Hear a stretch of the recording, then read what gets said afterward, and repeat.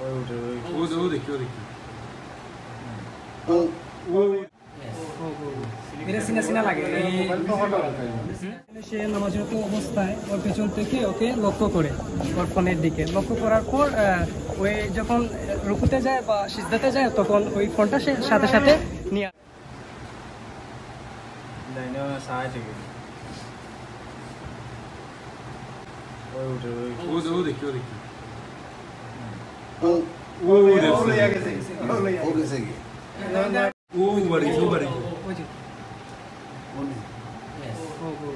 এটা সিনা সিনা লাগে।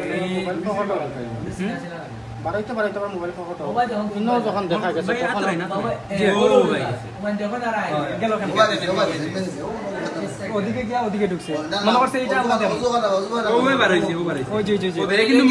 কিন্তু মুখ দিয়ে হামনা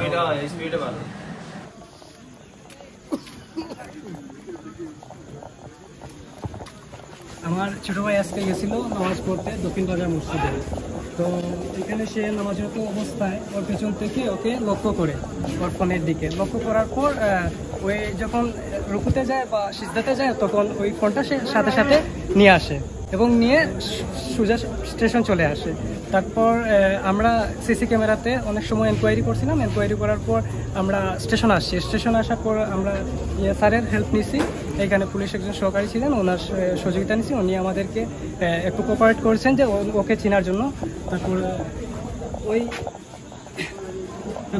স্যার ওকে ধরার পর ওনার কাছে আমার ভাইয়ের ফোন মিলে এবং আরেকটি পার্টস মিলে। জি, তারপর আমরা তাকে আইনের হাতে সুপর্দ করি।